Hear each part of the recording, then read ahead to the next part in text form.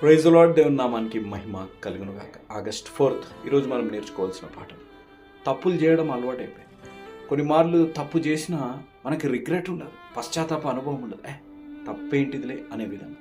ఈ పైన ఉన్న వీడియో చూడండి. ట్రైన్లో మనుషులు అందరూ పడుకున్నారు. ఒక్క తల కానీ లెగుస్తే తల ఎగిరిపోతుంది. ఈరోజు చాలామంది జీవితాల్లో సూసైడ్ చేసుకోవడం, లేకపోతే పెళ్ళి బయట అనగా బాయ్ ఫ్రెండ్ గర్ల్ ఫ్రెండ్లో ఉండి సంబంధాలు పెట్టుకొని గర్భం ధరించడం కామన్ అయిపోయింది. మనం అనుకోవచ్చు ఏం తప్పు ఉంది, ఈరోజు ట్రెండ్ జెన్జీ కదా. కానీ ఒక్క తప్పు నీ జీవితంలో ఎంత భయంకరమైన పరిస్థితులకు మనల్ని నడిపిస్తాయో మీరు గమనించలేదు. మొన్న నాకు తెలిసిన ఒక అమ్మాయి సూసైడ్ అటెంప్ట్ చేసుకో అనుకోవచ్చు ఇంట్లో వాళ్ళని భయపెట్టిచ్చేసాను, కానీ తన శరీరం తర్వాత తెలుస్తుంది తన లోపట ఉన్న శరీర అవయవాలు ఆర్గన్స్ ఎంతగా దెబ్బతీస్తాయి. ఒక తెలిసిన అబ్బాయి పేదవాడు, లివ్ ఇన్ రిలేషన్షిప్ ఉండి గర్భం ధరించి వచ్చాడు. సార్ నేను ఈ విధంగా తప్పు చేశాను. నాన్న నువ్వు తప్పు చేయలేదు, పాపం చేశాను, దేవుడు క్షమించాడు.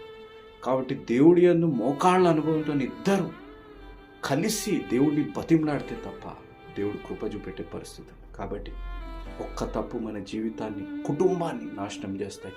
ఆ తప్పులు సరిదిద్దుకోవాలి అని అంటే దేవుడి దగ్గర మొర్ర పెట్టండి, క్షమాపణ అడగండి. దేవుడు కృప కలిగిన దేవుడు, ఆయన కృపలో దేవుడు మిమ్మల్ని క్షమించును గాక.